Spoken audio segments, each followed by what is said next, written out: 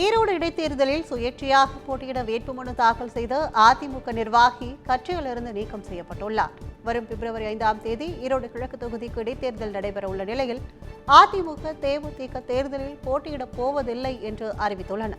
இதற்கிடையே அதிமுக பிரமுகர் செந்தில் முருகன் என்பவர் சுயேட்சையாக வேட்புமனு தாக்கல் செய்த நிலையில் அவரது வேட்புமனு ஏற்கப்பட்டுள்ளது. இந்நிலையில் கட்சியின் கட்டுப்பாட்டை மீறி இடைத்தேர்தலில் சுயேட்சையாக போட்டியிட்டு கட்சிக்கு களங்கமும் அவப்பெயரும் உண்டாக்கும் விதத்தில் செயல்பட்டதாக கூறி செந்தில் முருகன் நீக்கப்பட்டுள்ளதாக அதிமுக தலைமை கழகம் அறிவித்துள்ளது.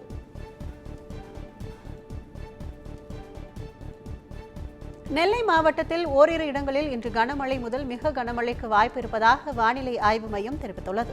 இதுகுறித்து சென்னை வானிலை ஆய்வு மையம் வெளியிட்ட செய்திக்குறிப்பில் கிழக்கு திசை காற்றின் வேக மாறுபாடு காரணமாக நெல்லை மாவட்டத்தில் ஓரிரு இடங்களில் கன முதல் மிக கனமழையும், கன்னியாகுமரி, தூத்துக்குடி, ராமநாதபுரம் மற்றும் தென்காசி மாவட்டங்களில் கனமழை பெய்ய வாய்ப்புள்ளதாக தெரிவிக்கப்பட்டுள்ளது.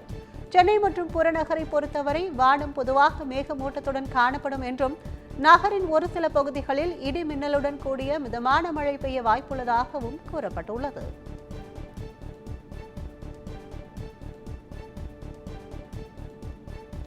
சென்னை செம்மொழி பூங்காவில் நடைபெற்று வரும் மலர் கண்காட்சி இன்றுடன் நிறைவடைய உள்ள நிலையில் ஏராளமானோர் ஆர்வத்துடன் கண்டுகளித்து வருகின்றனர்.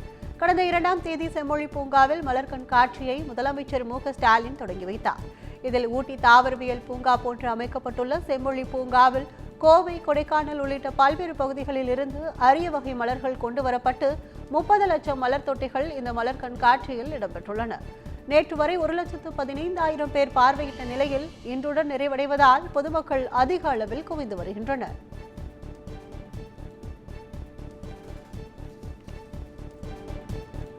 விருதுநகர் மாவட்டம் சாத்தூரில் மயான பாதை அமைத்துக் கொடுக்காவிட்டால் உள்ளாட்சித் தேர்தலை புறக்கணிக்கப் போவதாக கிராம மக்கள் தெரிவித்துள்ளனர். பாப்பாக்குடி கிராமத்தில் ராஜலட்சுமி என்ற மூதாட்டி உடல்நலக்குறைவால் உயிரிழந்தார்.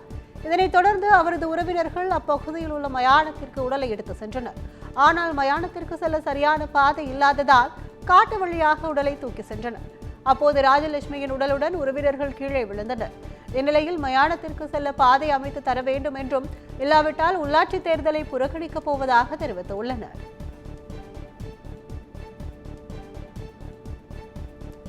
விருதுநகர் மாவட்டம் ராஜபாளையம் அருகே சகோதரர்கள் மீது மற்றொரு தரப்பினர் தாக்குதல் நடத்திய சம்பவம் பரபரப்பை ஏற்படுத்தியுள்ளது.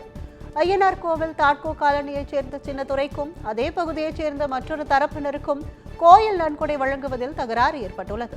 இதனால் ஆத்திரத்தில் இருந்த மற்றொரு தரப்பினர் கடந்த 13ஆம் தேதி சின்னத்துரை மீது கொலைவெறி தாக்குதல் நடத்தியுள்ளனர். இந்நிலையில் படுகாயமடைந்த சின்னத்துரையின் சகோதரர் அஜித்குமார் வீட்டில் தனியாக இருந்தபோது மர்ம கும்பல் அவரது தலை, கழுத்து, மார்பு உள்ளிட்ட இடங்களில் சரமாரியாக வெட்டிவிட்டு தப்பியோடியது.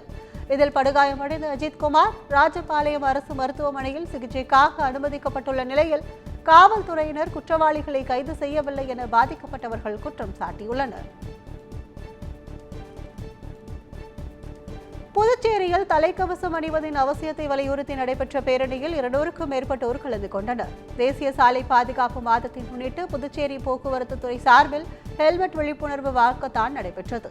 காந்தி சிலையிலிருந்து தொடங்கிய இந்த பேரணியை போக்குவரத்து துறை முதுநிலை காவல் கண்காணிப்பாளர் பிரவீன்குமார் திரிபாதி கொடியசைத்து தொடங்கி வைத்தார்.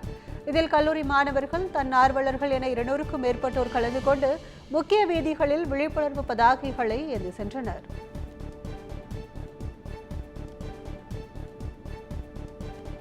அஜித்குமார் நடித்துள்ள விடாமுயற்சி படத்தின் 2வது பாடல் வெளியாகி வைரலாகி வருகிறது. நடிகர் அஜித்குமார் மற்றும் இயக்குநர் மகள் திருமேனி கூட்டணியில் உருவாகி இருக்கும் விடாமுயற்சி திரைப்படத்தை லைகா நிறுவனம் தயாரித்துள்ளது. இந்த படத்தில் அஜித்குமாருடன் ஆரவ், அர்ஜுன், த்ரிஷா, ரெஜினா கசாண்ட்ரா உள்ளிட்ட பலர் நடித்துள்ளனர். அனிருத் இசையமைத்துள்ள இந்த படம் வரும் பிப்ரவரி 6ஆம் தேதி வெளியாக உள்ளது. விடாமுயற்சி படத்தின் ட்ரெய்லர் மற்றும் முதல் பாடல் சமீபத்தில் வெளியாகி மக்களிடையே நல்ல வரவேற்பை பெற்ற நிலையில் பத்திக்கிச்சி என்ற 2வது பாடல் வெளியாகியுள்ளது. விஷ்ணு எடாவின் வரிகளில் அனிருத் மற்றும் யோகி சேகர் இணைத்து பாடியுள்ளனர்.